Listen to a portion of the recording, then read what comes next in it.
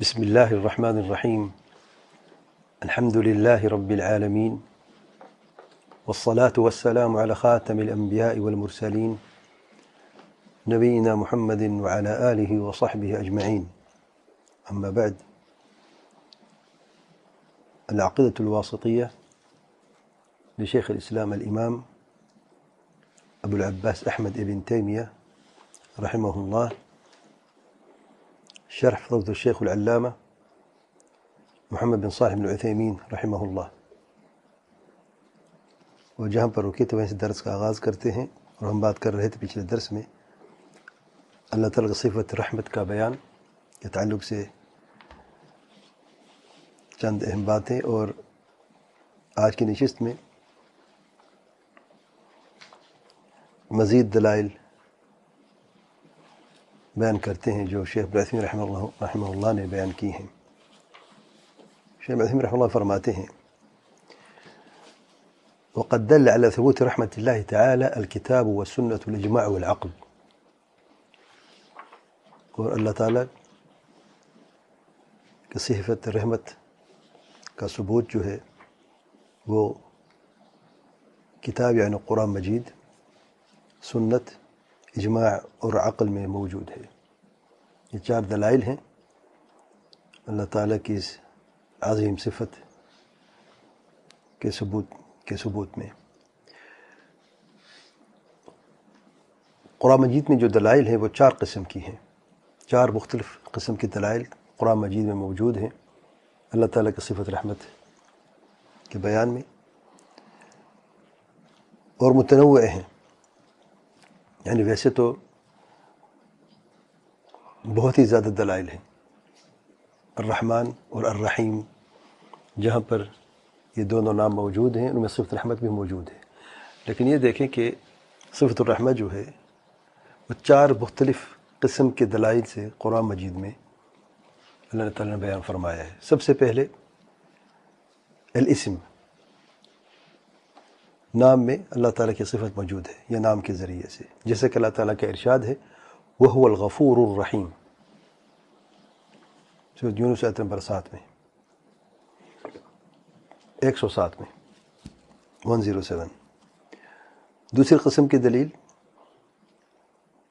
صفت میں، یعنی صفت کے لفظ سے اللہ تعالیٰ نے صفت رحمت کو بیان کیا ہے، جیسے کہ اللہ تعالیٰ کا ارشاد ہے ربک الغفور ذو الرحمتی، سورۃ الکہف آیت نمبر 58.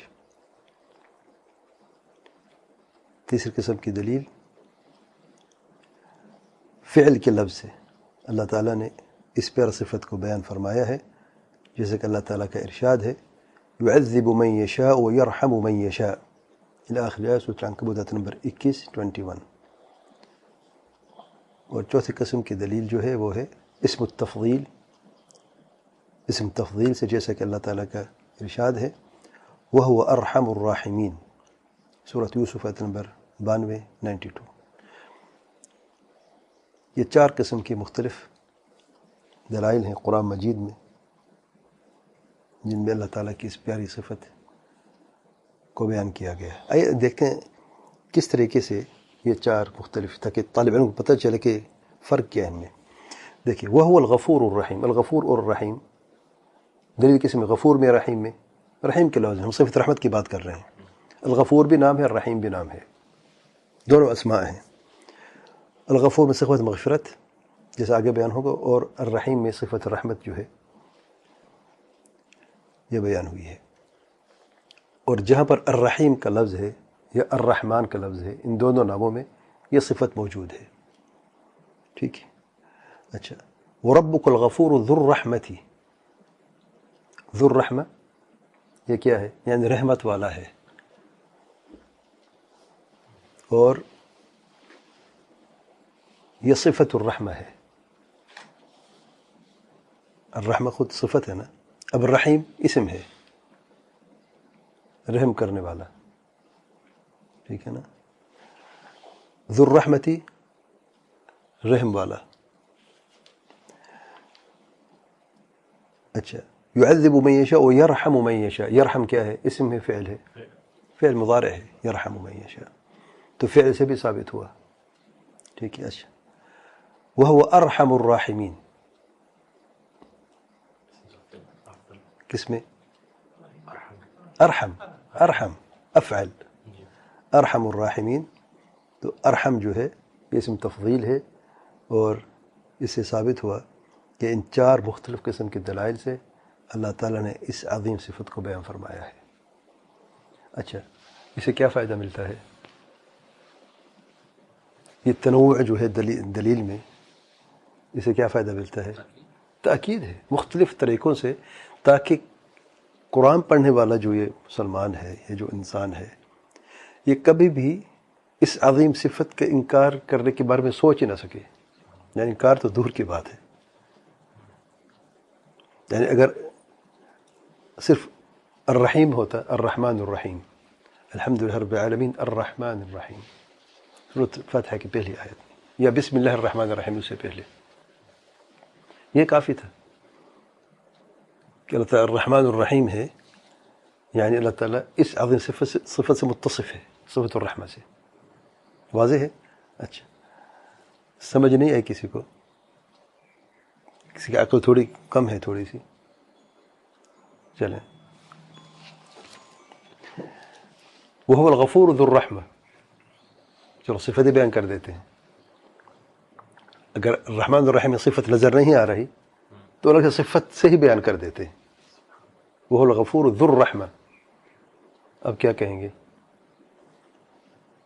واضح ہے نا؟ صفت کی بات ہو رہی ہے، صفت نہیں، اب صفت تو آ گئی ہے.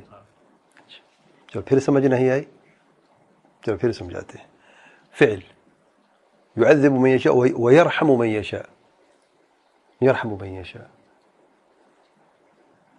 اب وہ بچہ کیا ہے؟ وهو ارحم الراحمین بھی لے لے بس، تاکہ اللہ تعالیٰ کے اسماء اور صفات کا انکار کرنے والا شخص جو ہے وہ کبھی یہ جرت نہ کر سکے، اور کبھی عقل کو آگے کرنے کی کوشش نہ کرے جس کی وجہ پر یا جس کی بنیاد پر وہ اللہ تعالیٰ کے اسماء و صفات میں کوئی غلطی کر بیٹھے. اچھا، یہ تو تھا صرف قرآن مجید کی آیات میں. سنت میں شیخ ابن عثیمین رحمہ اللہ فرماتے ہیں وَبِمِثْلِ هَذِهِ الْوُجُوهِ جَاءَتِ السُّنَّةُ، سنت میں بھی یہ 4 قسم کے دلائل موجود ہیں مختلف صحیح احادیث میں. اچھا، تیسری قسم کی دلیل اجماع بھی، اس پر سنت جماعت کا اجماع ہے کہ اللہ تعالیٰ صفت الرحمت سے متصف جیسے کہ اللہ تعالیٰ کا شایان شان ہے. مخالفت بدعت نے کی ہے، اور بدعت مخالفت کی وجہ سے اجماع میں کوئی فرق نہیں پڑتا. یہ قاعدہ ہمیشہ یاد رکھیں. اچھا، چوتھی دلیل ہے عقلی دلیل. شیخ صاحب فرماتے ہیں اللہ تعالیٰ کی صفت رحمت کو ثابت کرنے جو عقلی دلائل ہیں وہ متعدد ہیں، کئی طریقے سے. ان میں سے فمنها ما نرى من الخيرات الكثيرة التي تحصل بأمر الله عز وجل. یہ بہت ساری جو خیرات کثیرہ ہے، بہت سارے خیر جو اس دنیا میں موجود ہے، جو اللہ کے حکم سے حاصل ہو رہی ہیں. یہ کیوں ہو رہی ہیں؟ بغیر رحمت کے ہے.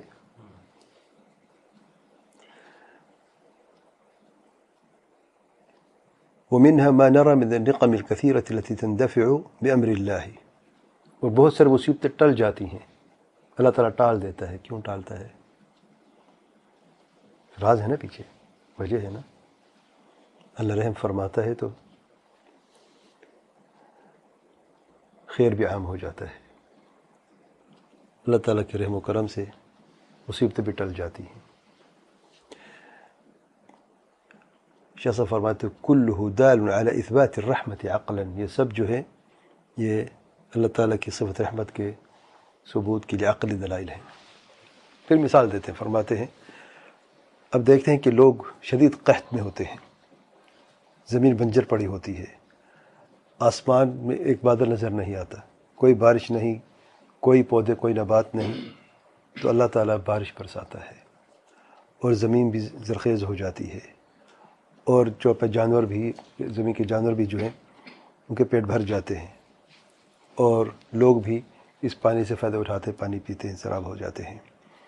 یہاں تک کہ جو عامی شخص ہے جس نے کبھی کچھ پڑھا نہیں ہے، اگر اس سے آپ سوال کرتے ہیں اور یہ کہتے ہیں یہ کس لیے یہ سب کیوں ہوا ہے، کس لیے ہوا ہے، تو وہ یقیناً کیا جواب دے گا؟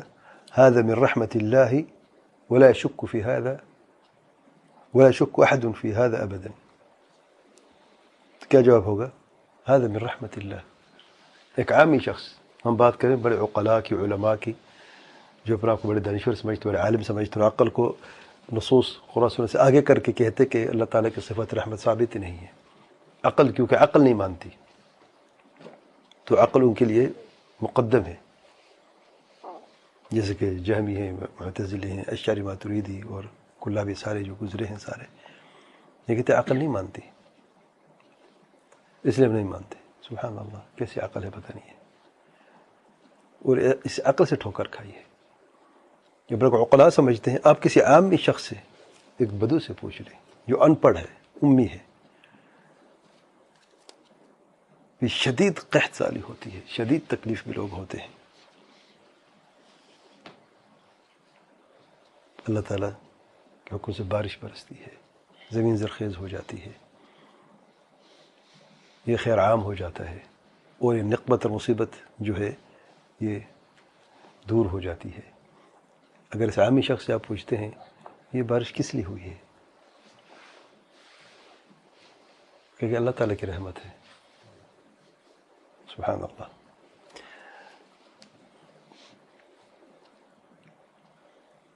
وہ یقین اس میں کوئی شک نہیں ہے، کوئی شک نہیں کرتا اس میں.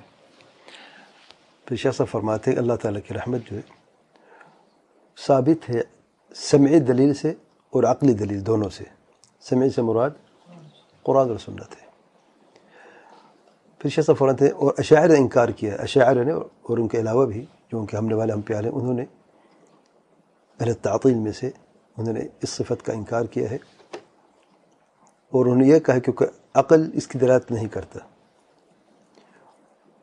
اور دوسری بات یہ ہے، وہ کہتے ہیں کہ رحمت جو ہے اس سے مطلب ہے کہ رقت کا ہونا، نرمی کا پیدا ہونا دل میں، تاکہ جس پر رحم کیا جائے اس کے ساتھ یعنی رحم دلی کی جائے. اور یہ اللہ تعالیٰ کے لائق نہیں ہے، اور اللہ تعالیٰ بہت عظیم ہے کہ اس معنی سے کسی پر رحمت کرے جس میں یہ معنی شامل ہو. اور اس اعتبار سے اللہ تعالیٰ کی کوئی رحمت نہیں ہے. اور انہوں نے یہ کہا کہ جو رحمت کا لفظ قرآن سنت میں موجود ہے اس کا معنی ہے ارادۃ الاحسان، اللہ تعالیٰ احسان کرنے کا ارادہ فرماتا ہے، یا احسان ہی ہے. اور جو نعمت ہے وہ بھی ارادۃ النعم ہے. یعنی اب وهو الغفور الرحیم الرحمن الرحیم ارحم الراحمین یرحم من یشاء. رحمت کا لفظ موجود ہے، ذو الرحمتی. یہ کیا ہے؟ کہتے ہیں لفظ رحمت کا ہے لیکن معنی مراد رحمت نہیں ہے، کیونکہ اللہ تعالیٰ کے لیے شان کے مخالف ہے. کیوں؟ کیونکہ جو رحم کرتا ہے اس کے لیے نرم دلی ہوتی ہے اور رقت پیدا ہو جاتی ہے، اور یہ سب کمزوریاں ہیں مخلوق میں یہ کمزوری ہوتی ہے، پھر جا کے رحم کرتا ہے. تو اللہ تعالیٰ اس سے پاک ہے، اس لیے اللہ تعالیٰ رحم نہیں کرتا. اچھا، تو لفظ ہی جو ہے رحمت اس کا کیا مطلب ہے؟ کہتے ہیں ہم اس کی تعویل کریں گے، جیسے قاعدہ ان کا جو سے عقل سے ثابت نہ ہو سکے اس کو یا اس کی تعویل کر دو. اگر انکار سب سے پہلے تعویل کرو، نہیں ہو سکتے پھر انکار کر دو. تعطیل تو کرنا، لیکن سب سے پہلے بہتر کہ آپ تعویل سے کام لیجیے. کیا تعویل ہے جناب؟ کہتے ہیں صفت الارادہ عقلاً ثابت. آگے میں بیان کروں گا. میں صفت الارادہ جو ہے وہ عقلاً ثابت ہے، تو ہمیں دیکھا ہے قرآن مجید میں بھی اس کے ذریعے موجود ہے، سنت میں بھی ہے، تو اس لیے ہم اس کو مان لیتے ہیں. اچھا، اب صفت الرحمہ کے بارے میں کیا کہتے ہیں؟ نہیں، لفظ یہی ہے لیکن معنی مراد یہ نہیں ہے. تو کیا معنی مراد ہے؟ کہتے تعویل کرنا پڑے گی، اور تعویل یہ ہوگی کہ ارادۃ الاحسان یا الاحسان بنفسہ، کہ اللہ تعالیٰ احسان کرتے مخلوق پر. جب بارش برسات تو احسان ہوتا ہے، آپ رحمت نہ کہیں، آپ احسان کہیں. اچھا کیوں بھائی؟ کہتے ارادۃ الاحسان، اللہ تعالیٰ ارادہ فرماتا ہے احسان کا، ٹھیک ہے نا. اور ارادہ کا لفظ جو ہے، ارادہ کی صفت جو ہے وہ عقل سے بھی ثابت ہے، تو اس لیے ہم وہ اللہ کے صفت ثابت کرتے ہیں جو عقلاً اور شرعاً بھی ثابت ہو، سمع دلیل بھی ہے جس کی، ٹھیک ہے نا. جواب دیکھ، ذرا پیارا جواب دیکھیں شیخ صاحب کا. شیخ بن عثیمین رحمہ اللہ فرماتے ہیں، آپ ذرا غور کیجئے، انہوں نے کس طریقے سے اس عظیم صفت کو اللہ تعالیٰ سے سلب کر لی ہے اور اس کی نفی کر دی ہے، جس کے ہر مومن تمنا کرتا ہے اور امید رکھتا ہے کہ اللہ تعالیٰ اسے اس رحمت سے نوازے گا، اس نعمت سے اور اس پیاری صفت سے نوازے گا، صفت الرحمہ. ٹھیک ہے نا؟ اگر آپ ہر انسان سے یہ سوال کریں آپ کیا چاہتے ہو، وہ کیا جواب دے گا؟ اريد رحمت اللہ، میں اللہ تعالیٰ رحمت چاہتا ہوں. اور ہم سب اللہ کی رحمت کے محتاج ہیں. کوئی مخلوق واللہ ایسی نہیں ہے اس زمین پر، پورے کائنات میں، جو اللہ کی رحمت کی محتاج نہ ہو. سبحان اللہ. اس لیے اللہ تعالیٰ کا ارشاد ہے ان رحمت اللہ قریب من المحسنین، سورۃ الاعراف آیت نمبر 56. لیکن لوگوں نے اس کا انکار کیا اور یہ کہا کہ اللہ تعالیٰ کے لیے یہ صفت مناسب نہیں ہے، ممکن نہیں کہ اللہ تعالیٰ کو اس صفت سے موصوف کیا جائے. شاہ صاحب فرماتے ہیں ہم جواب دیتے ہیں دو طریقے سے، بالتسلیم و بالمنع. ذرا پیارے جواب ہے، ذرا غور سے سنیں اور اسے یاد کریں، بڑا آسان جواب ہے. دو قسم کے جواب ہیں. پہلا جواب ہے تسلیم سے، چلو مان لیتے ہیں تم لوگوں کی بات کہ عقل میں اس کی دلیل نہیں ہے، جبکہ ایسی بات نہیں، عقل دلیل ہم پہلے بیان کر چکے ہیں. آپ عام میں کسی عقل مند سے پوچھ لیں، وہ بھی بتائے گا کہ اللہ تعالیٰ کے رحم و کرم سے یہ کائنات چل رہی ہے، اللہ کے رحم و کرم سے بارش برستی ہے، جو بھی نعمتیں ہیں، جو بھی احسانات ہیں، جو بھی خیر اس دنیا میں موجود ہیں، اور جو بھی مصیبتیں ٹل رہی ہیں، چاہے عام ہو یا خاص ہو، یہ سب اللہ کے رحم و کرم سے ہے. اچھا، چلو پہلے قسم کی دلیل ایک، چلو ہم مان لیتے تمہاری بات کہ عقل میں اس کی دلیل نہیں ہے، عقلی دلیل نہیں ہے، لیکن شرعن دلیل تو موجود ہے نا، سمعی دلیل جو ہے، اور دوسری دلیل سے یہ صفت ثابت ہے.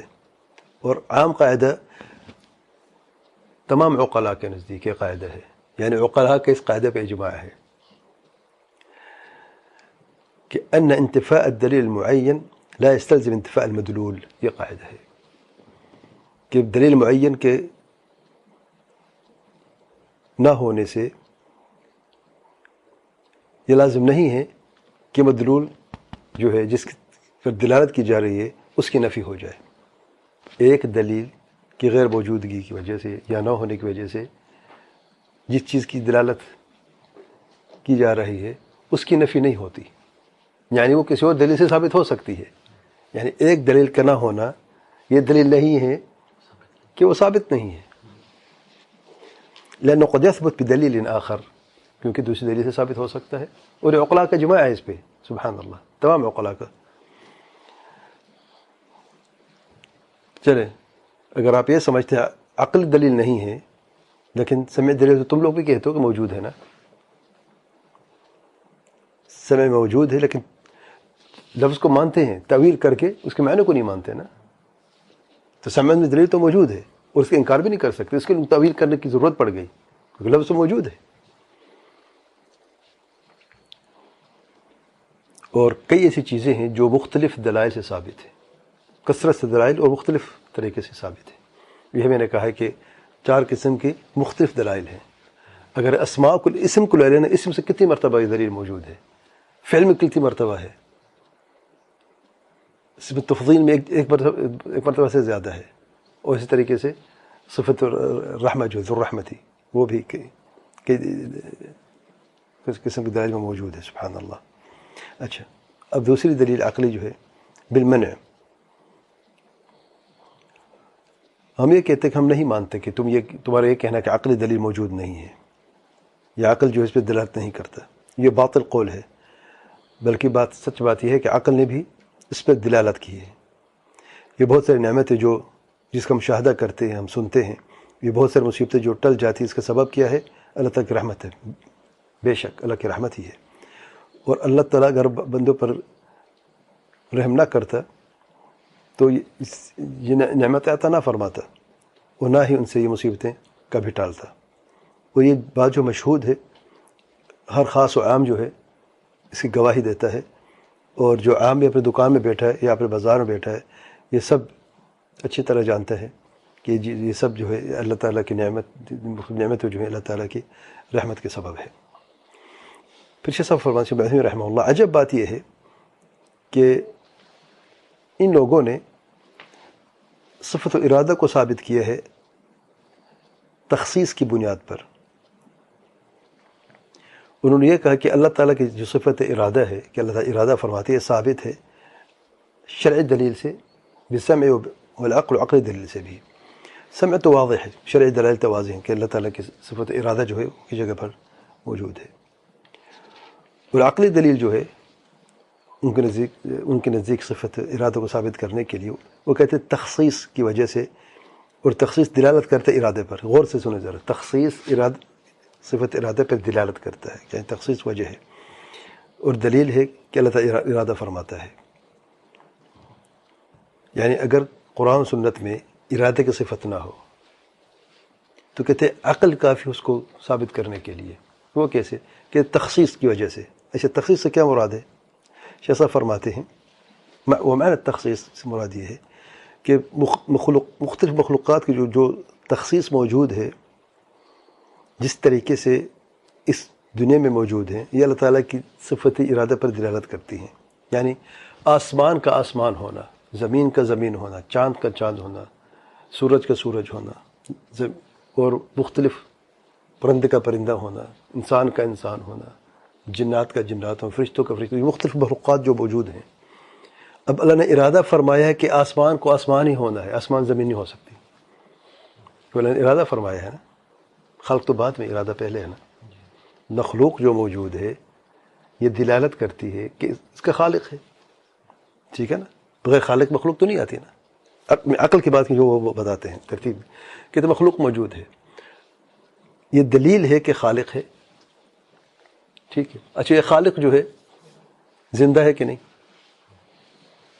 زندہ ہے تو اس نے پیدا کیا ہے نا. تو کہتے ہیں اس لیے عقل نے کہا کہ زندہ ہے.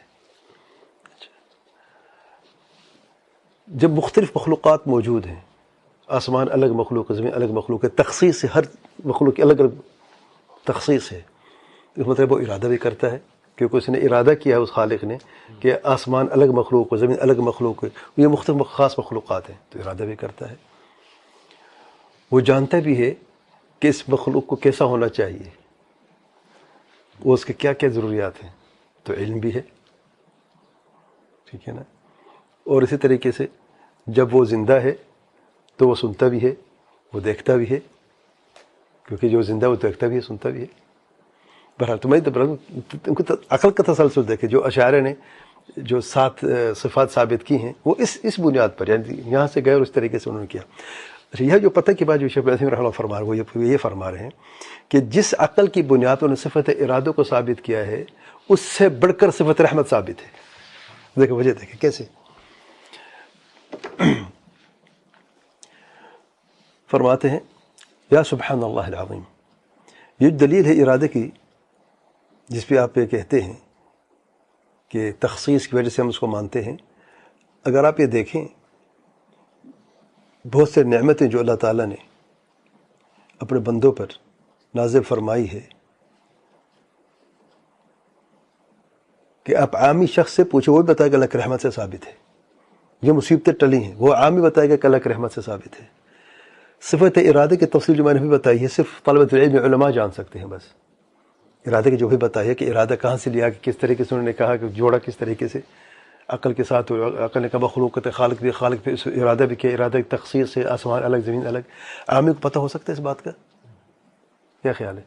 کوئی عالم طالب علم بتا سکتا ہے جس کو اس کے فلسفے کے پتہ ہو، علم اس نے حاصل کیا ہو، اس طریقے کی تفصیل پتہ ہو.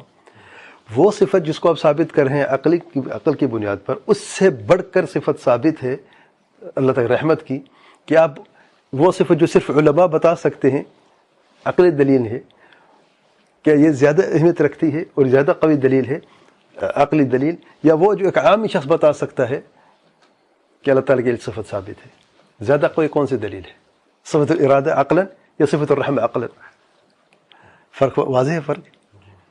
سبحان اللہ. جن صفات نے عقلاً ثابت کیا ہے وہی صفات شرعی دلیل کی موجودگی میں عقلی دلیل اس سے بڑھ کر ثابت ہے. سمجھے پتہ کی بات؟ یعنی جن صفات کو اشاعرہ ماتریدیہ نے عقلاً ثابت کیا ہے، کیونکہ عقل کے آگے کر دے گا. عقل نے اپنے عقل کو دیکھیں گے، عقل نے اس کو مان لیا ہے دیکھیں شریعہ میں دلیل ہے، ہاں ہے، اس لیے ہم مانتے ہیں کہ اللہ کی صفت ہے. ٹھیک ہے، اگر عقل نہیں مانتی، شرع میں موجود ہے، ہم شرع میں ایک سے دو کام لیں گے. سب سے پہلے تعویل کرنے کی کوشش کریں گے تاکہ لفظ کو تو مان لیں، معنی تو ہم تعویل کر دیں گے، اگر نہیں تو انکار کر دیں گے کچھ بھی ہو، کیونکہ اللہ کے لیے یہ ممکن ہی نہیں کہ کیونکہ عقل نہیں مانتی. ہم کو یہ کہتے جو بھی صفت رحمت کی بات ہو رہی ہے نہیں مانتے. جتنی صفات کو تم لوگوں نے انکار کیا ہے، اور ان صفات 7 کے 8 کے، جیسے اشاعرہ 7 اور ماتریدی 8 کی صفات کو عقلی بنیاد پر مانتے ہیں، ان صفات کو دیکھ لیں، واللہ ان صفات سے زیادہ قوی عقلی دلیل ان صفات موجود جن کو تم لوگوں نے انکار کیا ہے. اب کوئی صفت اٹھا کے دیکھ لیں. سبحان اللہ. یعنی صفت رحمت ایک مثال ہے، اور جو باقی جن کا انکار یہ کرتے ہیں تقریباً اسی بنیاد جو عقل کی بنیاد پر، تو عقلی دلیل جو ان صفات میں ثابت جس چیز سے ہوتی ہے. کیوں؟ وجہ کیا ہے؟ کیونکہ یہ علماء تم لوگوں نے علماء طلاب علم یہ فتنہ نکالا ہے، اور یہ شبہ نکالا ہے کہ کیونکہ عقل نہیں مانتے اس لیے ہم نہیں مانتے.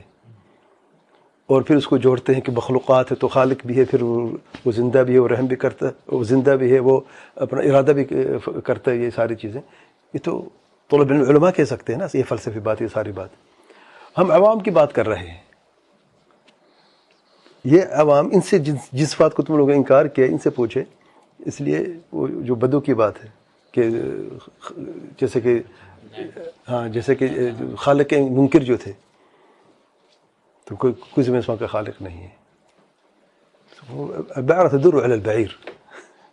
یہ جو گوبر پڑا ہے یہ دلیل ہے کہ یہاں سے کوئی جانور گزر کے گیا ہے. سلامت اللہ. تم لوگ کیسے کہتے ہو کہ خالق موجود نہیں ہے؟ سبحان اللہ. پاؤں کے چلنے کے جو قدم کے نشان جو ہے دلال کر دیا، یہاں سے کوئی انسان چل کے گئے. وہ بتا بھی سکتا ہے کہ چھوٹا ہے یا بڑا ہے، بچہ چل کے گیا، وہ بڑا چل کے گیا، بتا سکتا، اس کا انکار نہیں کر سکتا. یہ تاروں بھرا آسمان، یہ زرخیز زمین، اور یہ ٹھاٹھے مارتا سمندر جو ہے، کیا دلالت نہیں کرتا کسی کو خالق ہے؟ سبحان اللہ. تو اسی طریقے سے جو عقلی دلائل ہیں وہ بھی ثابت ہے اللہ تعالیٰ کے لیے صفات کی، لیکن جو اہل سنت جماعت کا طریقہ ہے وہ عقلی دلیل کو آگے نہیں کرتے کبھی. سب سے پہلے قرآن و سنت ہے، کیونکہ قرآن و سنت مخاطب عقلاء کو ہے. جو دلائل ہیں، کیونکہ پاگل تو غیر مکلف ہے، جو پاگل ہے، جو بچہ ہے، جو ناسمجھ ہے، وہ تو غیر مکلف ہے. شریعت کی تکلیف ان لوگوں پر ہے جو عقلاء ہیں، جو عاقل اور بالغ ہیں، اسے کہ مکلف کہتے ہیں نا. اور عقلاء ہی مخاطب ہے قرآن و سنت کے نصوص سے، اور عقلاء ہی سمجھتے ہیں. اس میں عالم کی بات نہیں ہو رہی کہ عالم جب تک نہیں ہو تو نہیں سمجھے گا، یا طالب علم ہوگا تو نہیں سمجھے گا، اس کی بات نہیں ہو رہی. بلکہ ایک عاقل سمجھدار انسان ہونا چاہیے، وہ کبھی بھی انکار نہیں کر سکے گا، سوال نہیں پیدا ہوتا. اور امت اسلامیہ میں بھی ان فتنوں سے پہلے جب یہ آیت نازل ہوتی تھی، کسی صحابی نے یہ سوال کیا کہ اگر اللہ رحمت فرماتا ہے تو عقل تو اس کو نہیں مانتی، کہ کیسے ممکن ہے؟ اس کی رقت کا ہونا لازمی ہے، اس کا دل کا ہونا لازمی ہے، اس کی پھر یہ کمزوری ہے، یہ مخلوق میں کمزور ہے تو خالق میں کیوں نہیں؟ ایسا سوال کبھی کسی نے کیا؟ کیوں؟ کیونکہ ایمان تھا اور عقل سمجھ بھی تھی. اور پھر انہی عقلاء کو اللہ تعالیٰ نے ایسا علم سے نوازا ہے اپنے رحم و کرم سے کہ پوری دنیا کو فاتح ہو گئے. سبحان اللہ.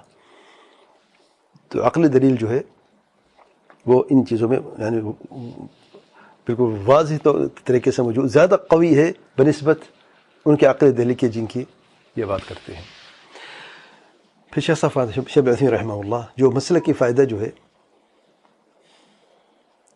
صفت رحمت میں اور ان آیات میں جو ہے جو ہمیں حاصل ہوتا ہے کہ انسان ہمیشہ یہ معرفت رکھتا ہے کہ اللہ تعالیٰ خوب رحم کرنے والا ہے، اور اللہ تعالیٰ کی رحمت کو ہمیشہ امید رکھتا ہے اور اس کا انتظار کرتا رہتا ہے. اور یہ عقیدہ جو ہے اسے اللہ تعالیٰ کی رحمت تک پہنچا کر رہتا ہے، یعنی اللہ تعالیٰ اس پر رحم کرتا رہتا ہے. جیسے کہ احسان ہے، جیسے کہ اللہ تعالیٰ کا ارشاد ہے ان رحمت اللہ قریب من المحسنین. یعنی جب یہ مسلمان یہ آیت پڑھتا ہے ان رحمت اللہ قریب من المحسنین، اور ہر شخص، ہر بندہ جو ہے وہ اللہ کی رحمت کا محتاج ہے اور امید رکھے بیٹھے کہ اللہ مجھ پر رحم فرمائے گا. جب یہ آیت پڑھتا ہے ان رحمت اللہ قریب من المحسنین، احسان کرے گا کہ نہیں کرے گا تاکہ اللہ کی رحمت کو حاصل کر لے؟ اگر آپ انکار ہی کر دیتے ہیں تو پھر احسان کہاں سے کریں گے آپ؟ کہ رحمت حاصل کرنے کے لیے یعنی کتنا پیارا مسئلے کے فائدہ ہے، اپنے عقیدے کو درست کرنے کے لیے اپنے مسئلے کو مضبوط کرنے کے لیے، ایمان کو مضبوط کرنے کے لیے اسی طریقے سے یعنی احسان آپ کریں گے تو اللہ کی رحمت سے اللہ آپ کو نوازے گا، رحمت حاصل کر لیں گے۔ اسی کے تقوی کو دیکھیں، اللہ تعالیٰ کا ارشاد ہے فَسَأَكْتُبُهَا لِلَّذِينَ يَتَّقُونَ وَيُؤْتُونَ الزَّكَاةَ وَالَّذِينَ هُمْ بِآيَاتِنَا يُؤْمِنُونَ، سورۃ الاعراف نمبر 156 156۔ اللہ فرماتے ہیں میں اپنی رحمت کو واجب کر دوں گا، فَسَأَكْتُبُهَا، کتابت مطلب وجوب کے لیے، میں واجب کر دوں گا۔ کس کے لیے؟ یہ کتنی بڑی خوشخبری ہے، اللہ تعالیٰ پر رحمت کو واجب کر دے گا۔ ہم امید لگائے بیٹھے ہیں، وہ اللہ تعالیٰ نے واجب کر دیا ہے۔ کرنا کیا ہے؟ للذین یتقون، متقین جو ہے، وہ تقوی کیا ہے؟ پرہیزگاری ہے۔ پرہیزگاری کیا ہے؟ کس چیز سے آپ نے اوڑ میں رہنا ہے اور تقوی کا راستہ اختیار کرنا ہے کہ اللہ تعالیٰ کے عذاب سے، اللہ کی پکڑ سے آپ نے اعمال صالحہ کر کے اتباع الاوامر و اجتناب النواہی سے آپ نے اس اوڑ کو قائم کر دینا تاکہ آپ اللہ کی پکڑ سے بچ سکیں۔ یہ تقوی ہے، متقی پرہیزگار انسان عام لفظوں میں۔ وَيُؤْتُونَ الزَّكَاةَ، جب متقی ہیں تو پھر عمل کرنے والے بھی ہیں، نام کے متقی نہیں ہیں، عمل بھی کرتے ہیں، اور مال کیونکہ محبوب ہے انسان کو تو زکوٰۃ بھی دیتے ہیں، پرواہ نہیں کرتے کیونکہ متقی ہیں۔ اور اسی طریقے سے والذین هم بآیاتنا یؤمنون، ہمارے آیتوں پر ایمان بھی رکھتے ہیں۔ اصل بات کیا ہے؟ تقوی کی اساس، زکوٰۃ دینے کی اساس کیا ہے؟ ایمان ہی ہے۔ تو مومن ہیں، متقی ہیں، زکوٰۃ دینے والے ہیں، اور اعمال صالحہ کرنے والے ہیں۔ ان کے اللہ تعالیٰ نے اپنی رحمت کو لکھ دیا ہے، سبحان اللہ، واجب کر دی ہے۔ جب یہ آیت سنتے ہیں تو پھر اللہ کی رحمت کو حاصل کرنے کے لیے کیا تقوی کو راستہ اختیار نہیں کیا جائے گا؟ کیا خیال ہے؟ ظاہر ہے ہر بندہ اللہ تعالیٰ کی رحمت کا محتاج ہے اور امید لگائے بیٹھا کہ اللہ اس پر رحم کرے گا، تو یقیناً تقوی کا راستہ اختیار کرے گا، ایمان اپنا مضبوط کرے گا، اپنے عقیدے کو درست کرے گا، اور اعمال صالحہ جو ہے خصوصاً پر ارکان اسلام جو ہے، نماز ہے، زکوٰۃ ہے، روزہ ہے اور حج ہے، یہ جو ارکان اسلام کے جو باقی 4 رکن ہیں کلمہ شہادت کے ساتھ جو ہے، تو ان پر بھی عمل پیرا ہوگا۔ ٹھیک ہے، اچھا۔ پھر شاہ صاحب فرماتے ہیں جیسے کہ اللہ تعالیٰ کا ارشاد ہے اسباب رحمت میں سے وَكَانَ بِالْمُؤْمِنِينَ رَحِيمًا، اللہ تعالیٰ مومن پر رحم کرنے والا، خوب رحم کرنے والا ہے۔ تو پھر وہی بات ہے، ایمان مضبوط کرے گا کہ نہیں کرے گا مومن؟ اپنے ایمان کا جائزہ لے گا کہ نہیں لے گا، کہ کہیں بھی ایمان میں کوئی کمزوری تو نہیں، کوئی کمی تو نہیں ہے، کہیں غلط عقیدے پہ تو نہیں چل رہا میں، کہیں اللہ کی پکڑ تو نہیں ہوگی، کہیں میں اللہ کے رحمت سے محروم تو نہیں ہو جاؤں گا۔ تو یقین اپنے آپ کو اپنا محاسبہ کرے گا، اپنے ایمان کو درست کرے گا اور مضبوط کرے گا یقیناً۔ اور سورۃ الحزاب نمبر 43 میں پھر شیخ صاحب فرماتے شیخ عثیمین رحمہ اللہ وَكُلَّمَا كَانَ الْإِيمَانُ أَقْوَى كَانَتِ الرَّحْمَةُ إِلَى صَاحِبِ أَقْرَبُ بِإِذْنِ اللَّهِ عَزَّ وَجَلَّ۔ انڈر لائن کرنا پیارا قاعدہ ہے، وَكُلَّمَا كَانَ الْإِيمَانُ أَقْوَى، جتنے ایمان زیادہ قوی ہوگا، كانت الرحمة إلى صاحبه أقرب بإذن الله عز وجل، اتنی ہی اللہ تعالیٰ کی رحمت جو ہے وہ زیادہ قریب ہوگی اللہ کے حکم سے۔ ایمان کمزور ہے تو پھر رحمت بھی کمزور ہے، ایمان نہیں تو رحمت بھی نہیں ہے۔ خاص رحمت کی بات ہو رہی ہے تو عام مفہوم میں تو ادھر کافروں پر بھی رحم فرماتا ہے، جانور پر بھی، جیسے پیچھے درس گزر چکا ہے۔ وسیع رحمت، الرحمن کی وسیع رحمت، کیونکہ الرحیم کی رحمت جو ہے خاص رحمت ہے مومنوں کے لیے، اپنے خاص بندوں کے لیے۔ جتنا ایمان مضبوط ہوگا، قوی ہوگا، اتنی ہی اللہ تعالیٰ کی رحمت جو ہے اس مومن کے زیادہ قریب ہوگی۔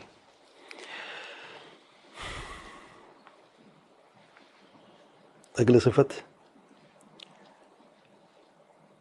شیخ الاسلام ابن تیمیہ رحمہ اللہ فرماتے ہیں وقوله تعالی، اللہ تعالیٰ کا ارشاد ہے رضی اللہ عنہم ورضوا عنہ، الى آخر آیت سورۃ المائدہ آیت نمبر 119۔ اللہ تعالیٰ کی صفت الرضا کا بیان، کہ اللہ تعالیٰ راضی ہوتا ہے، اس عظیم صفت کا بیان۔ اس کے دلیل میں اللہ تعالیٰ کا ارشاد ہے، جیسے شیخ حسین رحمہ اللہ بیان کیا ہے رضی اللہ عنہم، یہ دلیل ہے کہ اللہ تعالیٰ ان سے راضی ہے۔ اس آیت کی شرح میں شیخ عثیمین رحمہ اللہ فرماتے ہیں یہ آیت جو ہے آیات الرضا میں سے ہے کہ اللہ تعالیٰ راضی ہوتا ہے. اللہ تعالیٰ اس پیارے صفت سے موصوف ہے. اللہ تعالیٰ عمل پر بھی راضی ہوتا ہے اور عمل کرنے والے پر بھی راضی ہوتا ہے. دونوں پر، عمل پر بھی راضی ہوتا ہے اور عمل کرنے والے پر بھی راضی ہوتا ہے. یعنی اللہ تعالیٰ کی صفت الرضا جو ہے اس کا تعلق عمل اور عامل سے ہے. عمل خود جو عمل ہے اور جو عمل کرنے والا ہے. عمل کی مثال اللہ تعالیٰ کا ارشاد ہے وَإِن تَشْكُرُوا يَرْضَهُ لَكُمْ الى آخر سورۃ الزمر آیت نمبر 7 میں.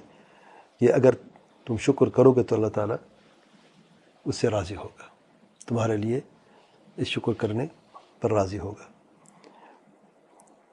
وَكَمَا فِي قَوْلِهِ، جیسے کہ اللہ تعالیٰ کے اس ارشاد میں وَرَضِيتُ لَكُمُ الْإِسْلَامَ دِينًا الى آخر سورۃ المائدہ آیت نمبر 3 میں، اور میں تمہارے لیے دین اسلام پر راضی ہو گیا. اور حدیث صحیح میں اللہ تعالیٰ کے پیارے پیغمبر صلی اللہ علیہ وسلم فرماتے ہیں ان اللہ رضى لكم ثلاثا ويكره لكم ثلاثا الى آخر حدیث رواہ مسلم میں یہ حدیث موجود ہے. تو ان دلائل سے، ان نصوص میں ایک ہی ثابت ہوتی ہے، وہ کیا ہے کہ اللہ تعالیٰ کی جو صفت رضا ہے، اللہ راضی ہوتا ہے، اس کا تعلق عمل سے ہے. ٹھیک ہے. اب عمل کیا ہے؟ پہلی آیت میں شکر، ان تشکروا یرضہ لکم، شکر کرو گے تو راضی ہوگا. ٹھیک ہے. دوسری آیت میں ورضیت لکم الاسلام دینًا، اللہ تعالیٰ اسلام پر راضی ہے، اس کے علاوہ کسی اور دین پر راضی نہیں ہے اللہ تعالیٰ. اور حدیث میں اللہ تعالیٰ تمہارے تین چیزوں پر راضی ہے اور تین چیزوں کو اللہ تعالیٰ پسند فرماتا ہے. اب اس سے کیا ثابت ہوتا ہے کہ اللہ تعالیٰ کی جو صفت الرضا ہے وہ عمل سے جڑی ہوئی ہے، عمل سے تعلق ہے. اچھا، عمل کرنے والے کی کیا دلیل ہے کہ اللہ تعالیٰ عمل کرنے والے پر راضی ہوتا ہے؟ جیسے کہ اللہ تعالیٰ کا ارشاد ہے جو شیخ الاسلام نے بھی اسی بطور دلیل بیان کیا ہے رضی اللہ عنہم ورضوا عنہ، سورۃ المائدہ آیت نمبر 119 میں. تو اللہ تعالیٰ راضی ہے ان سے، اللہ تعالیٰ صحابہ سے راضی ہے، اور ہر وہ شخص جو ان کی رقم قدم پر چلتا ہے، اور ان سے پہلے اللہ تعالیٰ انبیاء پر راضی ہے. جو صفت الرضا ہے شیخ صاحب فرماتے ہیں یہ اللہ تعالیٰ کی ثابت ہے، اور اللہ تعالیٰ صفت سے متصف یہ نہیں کہ اللہ تعالیٰ سے کوئی الگ صفت ہے، یا اللہ تعالیٰ سے کوئی الگ، جیسے کہ اہل تعطیل جو انکار کر رہے ہیں، جو دعویٰ کرتے ہیں. اگر کوئی شخص تم سے یہ بات کرے یا یہ سوال کرے کہ رضا کا مطلب کیا ہے، راضی ہونا، آپ اس کی تفسیر تو بتائیں مطلب کیا ہے. تو شیخ صاحب فرماتے ہیں آپ اس کی تفسیر نہیں بیان کر سکتے، تفصیل نہیں بیان کر سکتے، کیونکہ یہ جو صفت ہے انسان میں ایک طبعی طور پر موجود ہے، پیدائشی طور پر یہ صفت موجود ہے. اور یہ طبعی طور پر جو غرائز جس کو کہتے ہیں انسان میں موجود ہیں، آپ ان کے لفظ سے، جو وہی لفظ ہے ان کا، اس سے بہتر کوئی آپ تفصیل یا تفسیر نہیں بیان کر سکتے. اب محبت ہے، ذرا بتائیں محبت کیا ہے، ڈیفائن ذرا بتائیں، ذرا معنی کیا محبت کا بتا سکتے ہیں؟ میں راضی ہوں، راضی ہونا. ناراضگی کوئی ہے کہ ایسا لفظ ہے جو اس کو ڈیفائن کر سکتا ہے؟ اس لفظ سے بہتر کوئی اس کی تفصیل بیان کر سکتے ہیں؟ محبت ہی لفظ کافی ہے، ہم پتہ محبت ہوتی کیا ہے. آپ لفظاً اگر آپ اس کو ڈیفائن کرنا شروع کریں، بیڑا غرق کر دیں گے اس کا. آپ کیا خیال ہے؟ اب وہ مقصد جو ہے، جو اصل محبت کا یا راضی ہونے کا ہے، کیونکہ یہ چیزیں فطرتاً انسان میں موجود ہیں، اللہ نے پیدا کی ہیں. اور جو چیز بغیر ڈیفینیشن کا آپ کو، جس آپ کے اندر موجود ہو طبعی طور پر، آپ جب اس کو ڈیفائن کرتے ہیں تو حق ادا نہیں کر سکتے کبھی. اس لیے بعض ایسی چیزیں ہیں جو اپنے صرف لفظ سے ہی پہچانی جاتی ہیں، ان میں سے یہ چیز بھی ہے، صفت الرضا جو ہے. پھر شیخ صاحب فرماتے ہیں صفت الرضا اللہ تعالیٰ کے لیے ثابت ہے، حقیقی صفت ہے، اور اللہ تعالیٰ کی مشیت سے تعلق رکھتی ہے. یعنی جب اللہ تعالیٰ چاہتا ہے، یعنی صفات فعلی جیسے کہتے ہیں، صفت ذات صفات وہ ہیں جو جس اللہ تعالیٰ ہمیشہ متصف ہے، اس کے اللہ تعالیٰ کی چاہت یا مشیت سے کوئی تعلق نہیں ہے.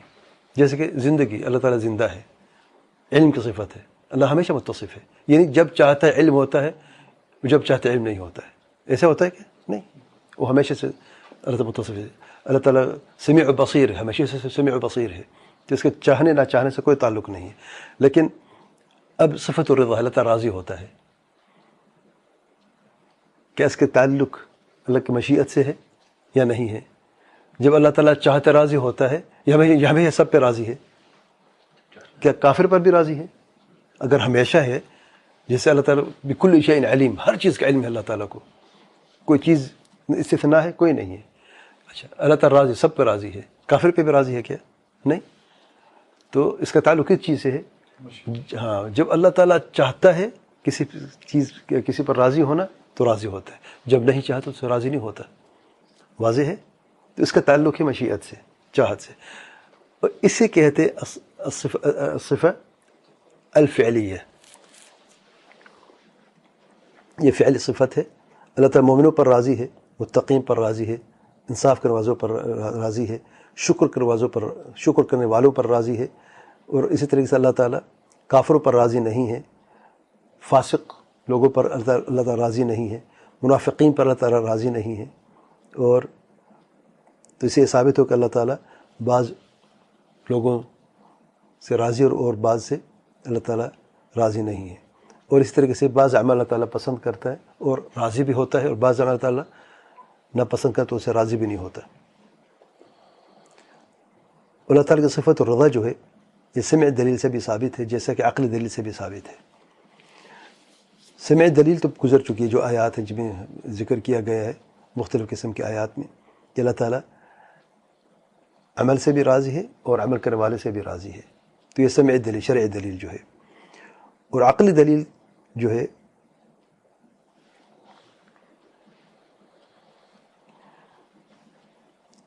شیخ صاحب فرماتے ہیں کہ اللہ تعالیٰ فرمانبرداروں کو اجر و ثواب سے نوازتا ہے اور ان کے اعمال پر ان جزا بھی دیتا ہے. یہ کسی سے دلالت کرتا ہے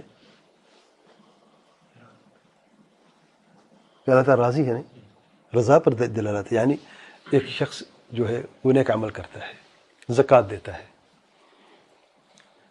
اللہ تعالیٰ اس شخص کو اس زکوٰۃ دینے کا اجر عطا فرماتا ہے. اب جو عمل اس نے کیا ہے اس کو اس کا اجر ملا ہے، اللہ اس سے راضی ہوا ہے، اس عمل کو قبول کیا ہے، اس کو اجر بھی دیا ہے. تو اس کے کیا مطلب؟ اللہ تعالیٰ راضی ہوتا ہے. یہ عقلی دلیل ہے. شیخ صاحب فرماتے ہیں اگر کوئی شخص یہ کہے کہ آپ کی دلیل جو ہے ثواب دینے کی کہ اللہ تعالیٰ راضی ہوتا ہے پھر ثواب سے نوازتا ہے اور ثواب دیتا ہے کسی عمل پہ، تو اس میں کوئی منازعہ کر سکتا ہے، آپ سے اختلاف کر سکتا ہے، اور یہ بھی کہہ سکتا ہے کہ اللہ تعالیٰ تو فاسق کو بھی بہت سے نعمتیں عطا فرماتا ہے، اس سے زیادہ کہ جو شکر کرنے والے ان کو دیتا ہے. شیخ صاحب فرماتے ہیں بات تو قوی، اراد تو قوی ہے، لیکن جواب اس کا یہ ہے کہ ہم یہ کہیں گے اللہ تعالیٰ جب فاسق کو عطا فرماتا ہے تو اجر و ثواب نہیں ہوتا بلکہ معصیت کا استدراج ہوتا ہے. فرق سمجھے ذرا. یعنی کوئی اعتراض کر سکتا ہے. ابھی آپ نے لوگ یہ کہتے ہیں کہ اللہ تعالیٰ راضی ہوتا ہے، اس کی عقلی دلیل یہ ہے کہ جب کوئی نیک شخص جو ہے وہ کوئی نیک عمل کرتا ہے تو اللہ تعالیٰ اس کے اجر و ثواب عطا فرماتا ہے، جس سے ثابت ہوتا ہے کہ یہ شخص کہ اللہ تعالیٰ سے راضی ہے. ٹھیک ہے. تو اللہ تعالیٰ تو پھر جو منافقین ہیں، جو کافر ہیں، جو فاسق ہیں، ان کو بھی دیتا ہے نا. کیا وہ زندہ نہیں ہے دنیا میں؟ تو اللہ تعالیٰ فاسق کو بھی دیتا ہے نا. کیا مطلب یہ ہے کہ اللہ تعالیٰ اس سے راضی ہے اس لیے اسے دیتا ہے؟ فرق ہے دونوں میں. اللہ تعالیٰ نیک بندے پر راضی ہوتا ہے اور اسے اس کا اجر ثواب دیتے اس کے نیک عمل پر. فاسق کو اللہ تعالیٰ جو جب دیتا ہے تو وہ اجر نہیں دیتا اسے،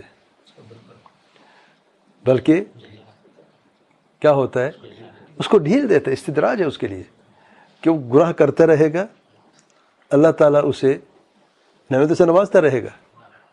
وہ ناشکری کرتا ہے پھر بھی اللہ تعالیٰ اسے دیتا ہے، جھوٹ بولتا ہے پھر بھی اللہ تعالیٰ اسے دیتا ہے، بدکاریں کرتا ہے اللہ پھر دیتا ہے، ظلم کرتا ہے اللہ تعالیٰ پھر اسے دیتا رہتا ہے. میرے اس کے فائدے دو ہیں. بتاؤ، نقصان بہت بڑا ہے، ڈھیل تو ہے، اس کے ساتھ موقع ہے کہ نہیں توبہ کا؟ قیامت میں نہیں کہہ سکتا مجھے ڈھیل تھی میں ڈھیل تھی تو میں کیا کرتا؟ میں کیا مطلب فوراً پکڑ کے موت دے دیتا؟ تو پھر یہ اعتراض ہوتا مجھے موقع نہیں ملا. تو اس میں سبحان اللہ سنبھلنے کا موقع ہے، اور توفیق اس سے ملتی جسے اللہ تعالیٰ توفیق دے. اور جو خود اپنا بدلنا چاہتا ہے. دیکھیں فاسق کو کیا پڑی ہے اگر وہ توبہ کر لے. زنا کار جو ہے زنا سے توبہ کر سکتا ہے کہ نہیں؟ کر سکتا ہے. کئی زنوں نے توبہ کی ہے اور کئی کو توفیق نہیں ہوئی ہے. چور ہے، ظالم ہے، کہ کئی لوگوں نے توبہ کی ہے اور کئی جو ہے ابھی تک بھی اپنے ظلم اور اپنی بدکاری میں ڈوبے ہوئے، نعوذ باللہ. تو اس کو کسی نے توفیق دی ہے کہ وہ توبہ کرے، اور اس کو کسی نے روکا ہے؟ اللہ نے نہیں روکا. اللہ نے دونوں راستے دکھا دیے ہیں. توفیق اللہ تعالیٰ دیتا ہے. اب ایک بلش قریب ہوتا ہے اللہ تعالیٰ، ایک گز قریب ہوتا ہے. حق تو یہ ہے نا، اللہ تعالیٰ خیر سے کسی کو محروم نہیں کیا ہے. عقل ہے، سمجھ ہے، انسان کی صحت ہے، عافیت ہے. بدکار کی طرف چل کے جا سکتا ہے، مسیح کی طرف چل کے نہیں جا سکتا. کس نے اسے روکا ہے؟ اس کے خواہش نفس سے روکا ہے اسے. اللہ نے دونوں راستے آسان کر دیے ہیں. اس لیے یہ بات کرنا کہ فاسق کو بھی اللہ تعالیٰ دیتا ہے، اس لیے ہم اس صفت کو نہیں مانتے کہ اللہ تعالیٰ راضی ہوتا ہے، وہ عقلی دلیل نہیں مانتے، تو بہت بڑی مغالطہ ہے اور استدلال بھی غلط ہے. کہ اللہ تعالیٰ فاسق کو جب دیتا ہے تو اس کے فسق کی وجہ سے نہیں دیتا کہ اس کا میں فاسق ہوں، میں راضی ہوں اس لیے میں اسے نواز رہا ہوں. بالکل ہرگز نہیں. اللہ تعالیٰ اسے راضی نہیں ہے، لیکن اللہ تعالیٰ اسے نعمتوں سے نوازتا ہے اور اس کے لیے فائدہ بھی ہے. نقصان ہے اس کے لیے. نقصان تب ہے اگر اس کی خاتمہ اسی برائی پہ ہوتا ہے، فسق پہ ہوتا ہے، فجور پہ ہوتا ہے، نافرمانی پہ ہوتا ہے. لیکن موقع بھی ہے اس کے لیے اگر وہ توبہ کرنے سنبھل جائے مرنے سے پہلے. انما الاعمال بالخواتیم. ہم سب گنہگار رہتے ہیں. ہم سب پہ رحم فرمائے. خاتمہ کے دار و مدار کی چیز پہ، عمل کے دار و مدار خاتمے پہ ہے کہ اس کا خاتمہ کس چیز پہ ہوتا ہے. اس لیے ابھی سنبھلنے کا وقت ہے. استدراج ہے، ڈھیل ہے نافرمانوں کے لیے. اللہ تعالیٰ ان سے راضی نہیں ہے، ان کے نافرمانے پر راضی نہیں، فسق فاسق پر راضی، فاسق فسق پر راضی نہیں ہے، بدکاروں پر اللہ تعالیٰ راضی نہیں ہے. لیکن اسے نوازتا ہے، نعمتوں سے نوازتا ہے تاکہ وہ سنبھل جائے، توبہ کر لے. یا پھر اس کے لیے ڈھیل ہے، اس کا خاتمہ بالعوذ باللہ اسی پر ہوگا.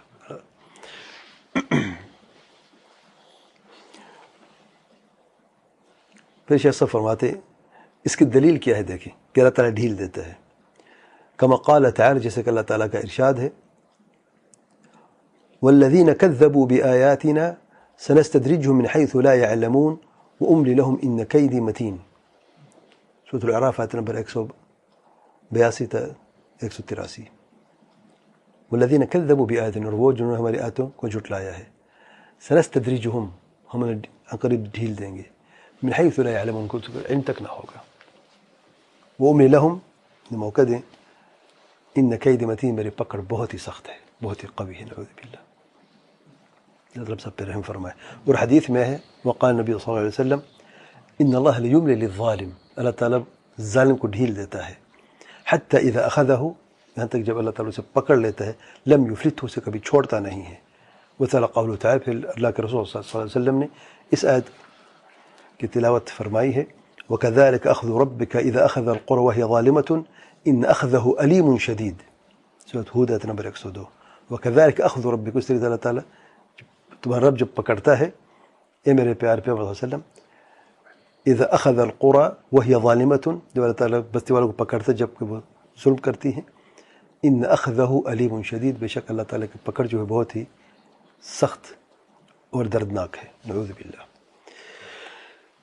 وقال تعالی، اور اللہ تعالیٰ کا ارشاد ہے تیسری آیت میں، فلما نسوا ما ذکروا به فتحنا عليهم ابواب كل شيء حتى اذا فرحوا بما اوتوا اخذناهم بغتة فاذا هم مبلسون فقطع دابر القوم الذين ظلموا والحمد لله رب العالمين.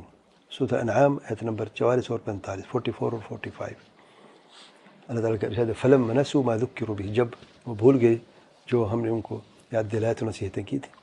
فتحنا علیہم ابواب کل شیء، ہم سب چیز کے دروازے کھول دیں گے.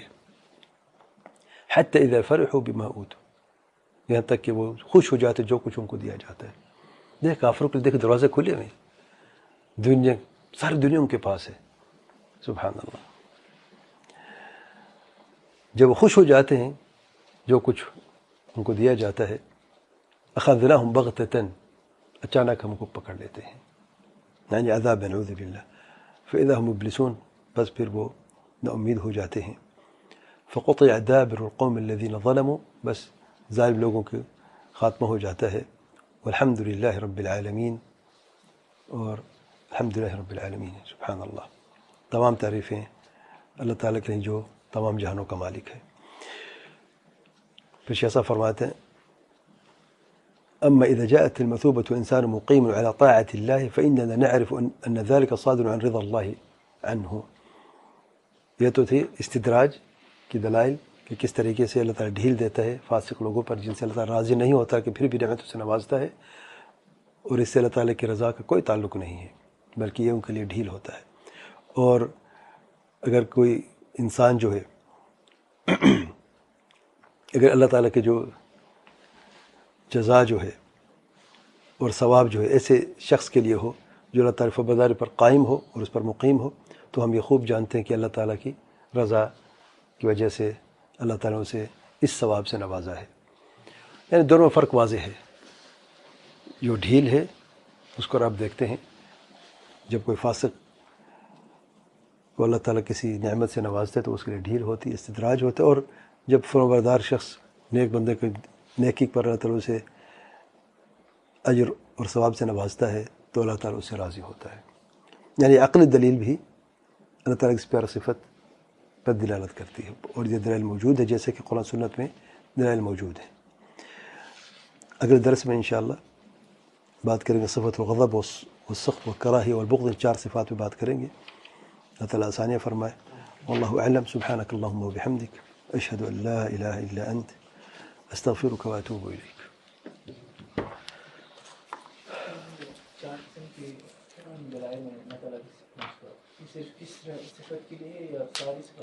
اس کے لیے واضح اور بھی ہیں، مختلف تنوع موجود ہے، لیکن صفت الرحمن کے بالکل واضح ہے اور چاروں موجود ہیں. کسی میں 2 ہیں، کسی میں 3 ہیں.